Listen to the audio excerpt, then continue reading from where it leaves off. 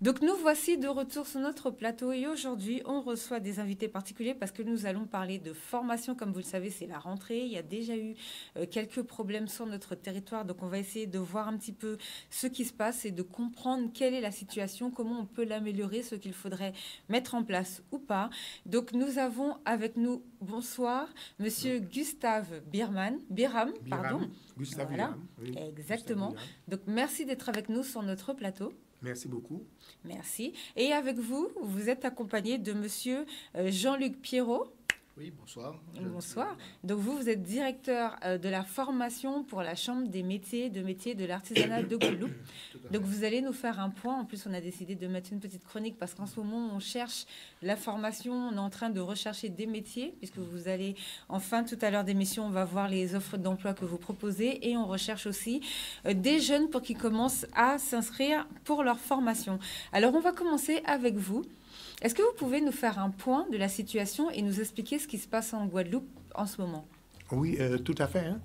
Donc, de toute façon, l'école est rentrée, je dirais, dès le 1er septembre pour les élèves, le 31 août pour les enseignants et pour les autres personnels. Et nous sommes cette année dans un contexte très particulier. Il faut dire que de tout le temps, la rentrée, c'est une période délicate. Oui. Délicate, je dirais, surtout en Guadeloupe, étant donné que depuis un certain nombre d'années, nous constatons qu'il y a une baisse au niveau des élèves. Et cette baisse des élèves s'accompagne obligatoirement d'une baisse aussi du nombre des enseignants. Mais une baisse des enseignants qui n'est pas proportionnelle au nombre d'élèves. C'est-à-dire que nous estimons qu'on enlève trop d'enseignants par rapport à la baisse des élèves. Ce qui veut dire que chaque année, à la rentrée, on a des situations tendues. D'ailleurs, cette année encore, il y a eu des grèves. Hein. Oui. Donc, il y a eu de grosses grèves qui ont commencé, je dirais, dès le mois de décembre pour la retraite, et ensuite dès le mois de janvier par rapport aux suppressions de postes que nous avions à la fois de l'un premier degré et de l'un second degré. Donc cette situation tendue, difficile, se retrouvait encore plus compliquée à cause du Covid. Oui. À cause du Covid, parce que on sait ce qui s'est passé au mois de mars. On a dû, à un moment donné, fermer les écoles, confiner la Guadeloupe. On a repris partiellement au mois de mai, autour du 18 mai ou du 25 mai, pour certains établissements, pour certaines classes, pour certaines écoles. Et même, il y a des établissements qui n'ont pratiquement pas repris. Et on se retrouve avec des élèves qui, depuis le mois de mars, il y a certains élèves qui n'ont jamais vu une école, qui n'ont jamais vu une classe, qui n'ont jamais vu un cours. Et il se trouve que beaucoup de gens pensaient que ce Covid se serait arrêté durant les vacances. Il y a certaines personnes qui pensaient à la chaleur, qui pensaient à plein de choses. Or, il se trouve que tout de suite, juste avant la rentrée, eh bien, on a vu que le Covid se réactivait et on s'est retrouvé avec un protocole, d'ailleurs, qui a pris trop de temps pour être mis en place, un protocole de la part du ministre de l'Éducation nationale. Et ce protocole, déjà, qui, d'un côté, pour les personnes vulnérables, on avait 11 pathologies pour les personnes vulnérables. Maintenant, c'est passé à 4 pathologies et on se retrouve avec un certain nombre de personnes vulnérables. Allez-y, redressez-vous juste par rapport au micro, redressez-vous légèrement. Ah, d'accord. Oui. Donc, on se retrouve maintenant donc avec un certain nombre de personnels qui sont des personnes vulnérables et qui sont obligés de retravailler alors que nous savons que ces personnes-là ont des comorbidités. De même, l'un des éléments de base, je dirais même l'élément de base, l'élément pour lutter contre le Covid, c'est l'eau. Oui. Et on sait très bien tous les problèmes d'eau que nous avons dans les écoles. Alors, des charges, il faut dire quand même que les collectivités ont fait des efforts, parce qu'il y a un certain nombre d'établissements, on a mis des citernes, donc on s'est arrangé pour qu'il y ait de l'eau. Mais ce n'est pas le cas partout. Et d'ailleurs, il y a un certain nombre d'écoles ou de classes qui ont fermé, notamment à Gosier, à Sainte-Anne, à Saint-François, à Petit-Bourg, à Cap-Esther, parce qu'il n'y avait pas d'eau. S'il n'y a pas d'eau, de toute façon, l'école ou l'établissement est obligé de fermer. Mais il n'y a pas que ça. Parce qu'il y a aussi un certain nombre d'établissements où on s'est retrouvé avec des cas concrets, avérés de Covid, ou bien des cas de suspicion. Notamment, quand je prends les lycées, il y a pour le moment 2 lycées qui sont dans une situation particulièrement embarrassante.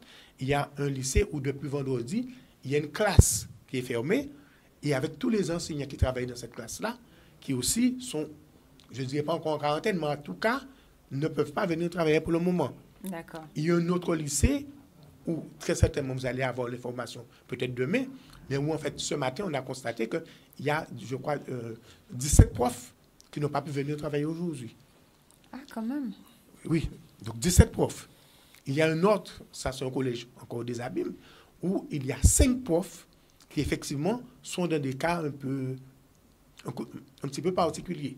Alors, est-ce que vous pouvez vous redresser légèrement par rapport au micro pour pas être trop près? Donc, baissez le micro. Allez-y. Voilà. Allez-y.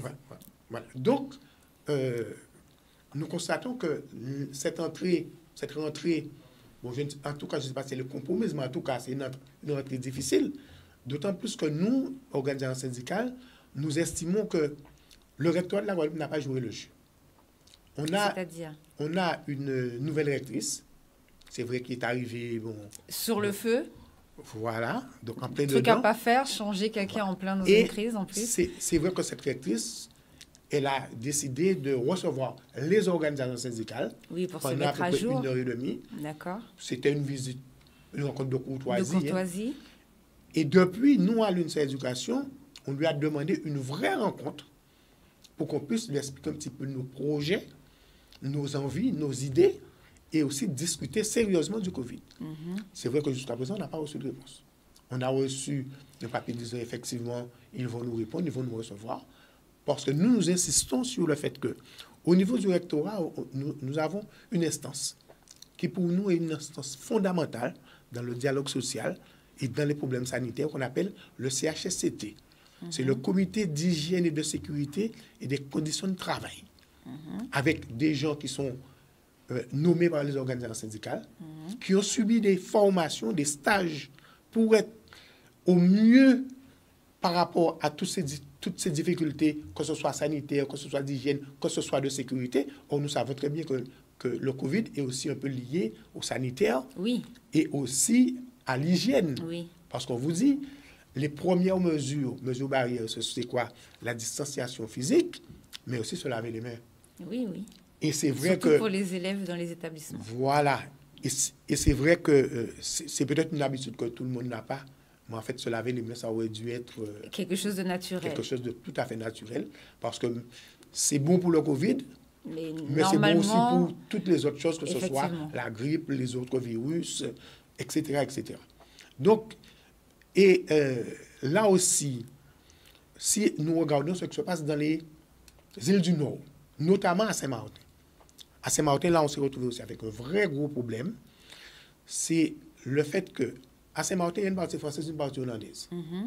Et depuis la nuit des temps, je dirais, il y a des gens qui travaillent en partie française, qui habitent en partie hollandaise.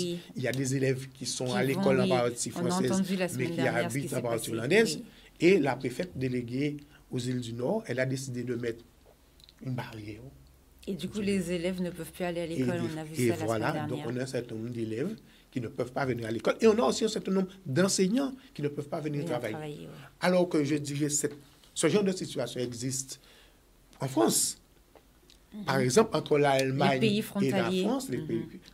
Et ça n'a jamais posé de problème pour les travailleurs. Oui, même pendant le confinement, les travailleurs étaient autorisés à aller travailler en Allemagne. Alors pourquoi est-ce que ce qui est possible en France métropolitaine n'est pas possible en Guadeloupe? Pourquoi des enseignants? D'autant plus qu'à Saint-Martin, on a eu de gros problèmes au niveau de la nomination des enseignants.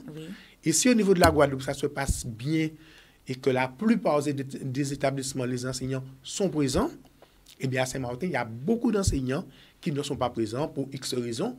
Et on ajoute à tout ça des enseignants qui sont sur place sur l'île de Saint-Martin, qui veulent venir travailler et qui ne peuvent pas venir travailler tout simplement parce qu'il y a un protocole qui a été mis en place. Et je dirais tout le monde économique de Saint-Martin, dont le président de la Com, est tout à fait révolté contre ça. Ils ont déjà fait un certain nombre de demandes, que ce soit au niveau du Premier ministre, au niveau du ministère de l'Éducation nationale, etc. Et jusqu'à présent, les choses n'avancent pas. D'accord. Donc, alors, on se retrouve avec, je dirais, tout ça. Et nous pensons que le plus rapidement possible, le préfet devrait réunir une instance qui est, pour moi, l'instance suprême qui parle de l'éducation nationale en Guadeloupe, qu'on appelle le CAEN. Le CAEN, c'est une instance qui regroupe à la fois la préfecture, donc le préfet, le président de région, la présidente du département, l'association des maires, les organisations syndicales des enseignants, les parents d'élèves et aussi d'autres instances de la société civile. Donc, c'est vraiment l'instance où tout le monde se trouve, où tout le monde a son mot à dire et pour pouvoir discuter éducation nationale. Mais par rapport au problème de l'eau, parce que là, on a un vrai problème, puisque l'eau ne va pas arriver la semaine prochaine pour les écoles qui sont vraiment fermées, où il n'y a vraiment pas d'eau. Donc, est-ce que vous savez comment ça peut se passer? Est-ce que les établissements peuvent rester fermés encore longtemps? Sachant qu'en France, il y a déjà aussi, depuis la semaine dernière, des établissements qui ont commencé à fermer pour cause, par exemple, soit c'était pas au niveau de la situation sanitaire, c'était pas bien mis en place, ou soit il y avait trop d'enfants qui avaient été contaminés. Est-ce que vous avez aujourd'hui une information sur ce point? Non. Ce que nous savons, de toute façon, la situation est claire à notre niveau, nous, ministère de l'Éducation. S'il n'y a pas d'eau dans une école, l'école doit être fermée. Ça, c'est clair. Oui. Parce que ce serait un nid à fabriquer du coronavirus. De toute façon, c'est dans les procédures à respecter, c'est le premier point, voilà. C'est les points d'eau. Et c'est la raison pour laquelle, si nous sommes contents que le département, que la région et que certaines communes ont fait l'effort pour mettre des citernes, là aussi nous disons que toutes les communes auraient dû se donner les moyens pour qu'effectivement cette situation soit réglée. Ce n'est pas normal que dans des écoles, il n'y ait pas d'eau. Oui. Ce n'est pas normal. Bon, il est vrai qu'il y a un autre problème, c'est le problème de l'eau courante que nous avons en Guadeloupe. Oui. Ça aussi, ce n'est pas normal qu'au niveau de la Guadeloupe, où on n'a pas de problème de production d'eau, alors qu'il y a de l'eau. On a de l'eau. Il y a plus d'eau que pour la France par rapport au mètre carré. Parce que 60% ou plus de l'eau qui est traitée... Et perdue dans la canalisation. Se trouve perdue dans les canalisations. Avec les fuites, les tuyaux percés. C'est pas normal. C'est pas normal. Mais déjà, nous insistons dessus. Sans eau, donc, il n'y a pas d'école qui peuvent être ouvertes. Et là aussi, nous avons... je dis un autre desiderata, c'est par rapport aux masques. C'est vrai que les personnels sont dotés en masques. En masques, pour l'éducation nationale, par l'éducation nationale, etc. Les élèves, normalement les élèves, ce sont les parents qui doivent leur fournir des masques. Oui. Mais là aussi, ça pose une question. Le masque, c'est quoi? Est-ce que le masque, c'est une fourniture scolaire? À ce moment-là, c'est vrai que ce sont les parents qui doivent donner. Parce que c'est une mesure sanitaire, voilà, et à ce moment-là, c'est l'école qui devrait fournir. Et à ce moment-là, l'école ou l'éducation nationale, je ne sais pas. Mais en tout cas, l'institution devrait donner des masques aux enfants. Oui, de manière à ce que les enfants soient vraiment bien masqués et qu'on soit sûr qu'ils ne réutilisent pas le même tous les jours, par exemple. Voilà. Et ça aussi, c'est vrai que nous constatons que les gens ne sont peut-être pas bien formés parce qu'on dit que les masques, ça doit tenir 4 heures. Et c'est vrai ils les gardent toute la journée. Que nous constatons qu'un certain nombre d'élèves, et je dirais même aussi d'adultes, gardent le masque pendant toute la journée. Moi, personnellement, j'ai des masques faits par des couturières. Et c'est vrai que mon fils, je lui donne un masque le matin et il le garde toute la journée puisque c'est un masque en tissu. Il me semblait qu'on pouvait le laver le soir. Normalement, de par ce que nous avons dans le changer. Le masque doit durer 4 heures. Ah, je pensais que c'était pour le jetable. Vous voyez? Je crois que tous les masques... Pourquoi? Parce que... Non, je voulais dire qu'il y a une nouvelle information du Conseil scientifique qui disait que les masques, qui considéraient notamment les masques en tissu, pouvaient être gardés aujourd'hui... Toute la journée. Voilà. Il me semble que c'était les chirurgicaux pour les gens qui étaient dans les hôpitaux qui devaient vraiment respecter les 4 heures. Les jetables, oui, c'est 4 heures. D'accord. Oui. Donc, voilà. Donc, alors, nous pensons qu'actuellement, au niveau de l'école, on est sur une poudrière. On est sur une poudrière, d'autant plus qu'on sait très bien que le Covid, il se manifeste à peu près entre 7 jours, 8 jours, on ne sait pas exactement. Mais nous pensons que vu la situation aujourd'hui, alors que la rentrée vient de se faire, on est le 14, je me demande qu'est-ce qui va se passer dans une dizaine de jours. C'est dans une dizaine de jours, vraiment, que nous allons voir l'impact que cela aura sur, sur la scolarité de nos jeunes. Voilà. Bon, de toute façon, on va vous refaire revenir pour en parler, puisque en France aussi, il y a des problèmes, il y a aussi des écoles fermées, donc il va bien falloir trouver une solution. Alors, c'est vrai que la Guadeloupe, on était, comme je disais tout à l'heure en début d'émission, avant qu'on commence, hors plateau, comme on dit, la Guadeloupe était citée, on était dans toutes les émissions, que ce soit sur BFM, CNews, LCI. C'était Yankee de la Guadeloupe, Yopaté. Là, c'est des stars. Donc, on parlait que de nous, zone active au niveau de la circulation du virus. Le préfet est censé prendre des dispositions. Alors, moi, je pensais avoir un retour avant le début de l'émission pour pouvoir vous tenir un petit peu informés. C'est vous qui m'aviez dit que, pour l'instant, on n'aura pas encore peut-être les retours. Ils vont peut-être faire des réunions. Est-ce que vous pensez que ça va avoir un deuxième impact sur notre économie, parce que notre économie a été déjà très sévèrement touchée, et comment on peut s'en sortir, parce que c'est vrai que notre premier problème, c'est qu'on n'a pas d'eau. Oui. Et c'est... Allez-y. Moi, ce que je pense, c'est que le préfet, il a fait un certain nombre d'annonces vendredi. Oui. D'accord? Et moi, je pense qu'il hésite, parce qu'il me semble, en tout cas, il me semble que la prochaine chose qu'il peut dire, c'est le confinement. Or, on sait très bien que on ne pourra pas tenir le confinement. On fait un confinement, ce sera très compliqué pour on va couler. Donc, c'est la raison pour laquelle il hésite. Et c'est pour ça que moi aussi, je lance un appel aux Guadeloupéens. Je leur dis quand même d'être responsables. Oui. D'être responsables, parce que c'est vrai que nous avons eu quelques cas de personnes qui sont arrivées. On aurait dû mieux faire attention, tester les personnes qui arrivent, etc. Maintenant, nous sommes déjà dans cette situation-là. Au moins, qu'on essaie de faire le maximum pour ne pas propager la COVID. Hein? Donc, c'est ce que nous-mêmes, nous essayons de dire à nos élèves. Hein? Donc, chaque prof est responsable, etc. Mais je lance, comme je le dis aussi, un appel à tous Guadeloupéens pour leur dire, et ce n'est pas parce qu'on est jeune, parce qu'il y a beaucoup de jeunes qui se disent, c'est pas trop dangereux pour moi. Oui. Mais il faut se rappeler quand même qu'il y a des jeunes qui sont morts. Oui, de cette maladie. Et surtout que nous, en Guadeloupe, on a un jeune de 22 ans. Voilà. Exactement, on a un jeune de 22 ans. Donc, grosse pensée à ce jeune qui est, alors je ne sais pas comment on dit, en sous-respirateur. Sous-respirateur, voilà. En réanimation. Exactement, il est en réanimation. Donc, c'est terrible. Et tout jeune a aussi des parents, des grands-parents. Donc, et les mettre en danger, c'est... Parce que moi, bon... j'ai quand même 2 amis qui sont morts du Covid. J'ai une autre qui est restée plus de 40 jours en réanimation. Et je peux vous dire que ce n'est pas une simple grippe. Parce que des fois, on dit, bon, la grippe, au début, donc il y a beaucoup de gens qui disaient que la Covid, c'était une grippette. En fait, on constate que ce n'est pas une grippette. C'est voilà. Même beaucoup c'est un peu mieux. Enfin, un peu plus que ça. Voilà. Alors, on a un communiqué. Vous vouliez dire quelque chose? Non, moi, je voulais dire que je suis tout à fait d'accord avec M. Bigram. Il faut qu'on prenne conscience, qu'il faut qu'on porte le masque, il faut qu'on tienne compte des distanciations.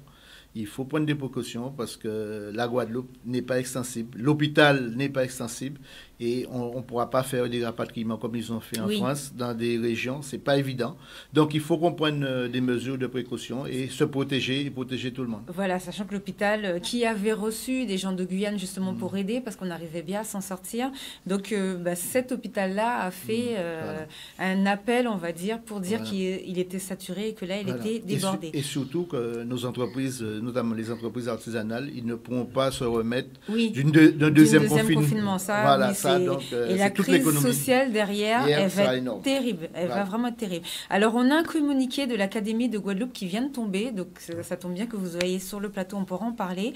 Donc, communiqué de presse, déplacement de la rectrice, visite d'unité d'enseignement externalisée accueillant des élèves en situation de handicap. Donc, mardi 15, demain, à 9h, elle sera au lycée des métiers de l'hôtellerie, du tourisme, du Gosier. Donc, la rectrice de région académique, Christine Gangloff, et la directrice de l'agence de santé, donc Madame Deluxe, voilà, elles visiteront la nouvelle unité d'enseignement externalisé du lycée des métiers, des hôtelleries et du tourisme qui accueille des élèves en situation de handicap. Donc, l'ouverture de cet établissement répond à une volonté académique de renforcer l'accompagnement des élèves en situation de handicap. Donc, je ne sais pas si vous en aviez déjà parlé, vous, avec vos enseignants. Non, comment ça se passe? Pas au compte.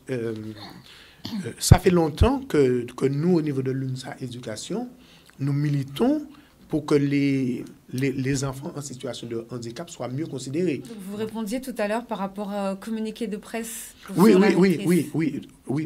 parce que nous, ça fait des années que nous disons que en fait, la situation des personnels en situation de handicap n'est pas prise en charge de façon assez sérieuse par l'Académie de la Guadeloupe. D'accord. Quelqu'un qui est en situation de handicap devrait pouvoir être à l'école comme tous les autres élèves. Oui. Il y a des personnes, même qui sont des personnes maintenant qui sont spécialisées pour ça, selon l'handicap de la personne. On a ce qu'on appelle les AESH qui peuvent les accompagner. Et c'est vrai que chaque année, on se bat pour augmenter le nombre de ces personnels-là qui, aujourd'hui, peuvent avoir même un contrat à durée indéterminée pour pouvoir accompagner un certain nombre d'enfants. De même, il y a aussi trop, je dirais, d'établissements scolaires où en fait, un enfant en situation de handicap, surtout s'il a un handicap physique, ne peut pas se déplacer facilement parce qu'il y a des escaliers, parce qu'il n'y a pas suffisamment de rampes, etc. Donc, nous aimerions que ces personnels-là soient exactement comme tout le monde. Est-ce que vous avez une phrase pour la fin? On va rendre l'antenne de... Comment on dit, l'antenne de la personne? Oui. Allez-y. Moi, en tout cas... ce serait une mauvaise chose qu'il y ait un confinement. Oui, non, mais ça, il ne faut pas qu'il y ait un deuxième confinement. Mais en même temps, je pense que si les choses continuent comme ça, on va y arriver. Donc c'est pour ça, encore une fois, je redis à tous les Guadeloupéens, il faut se responsabiliser. On fait attention, on se responsabilise.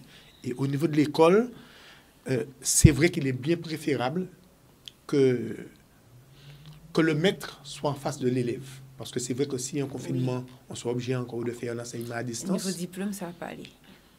Au niveau diplôme, déjà, c'est bon. Mais de toute façon, rien ne remplace le maître en face de l'élève. Tous les enseignants vous le diront. Effectivement, au mois de mai, au mois d'avril, au mois de mars, effectivement, on a travaillé comme on pouvait parce qu'on ne pouvait pas rester sans rien faire.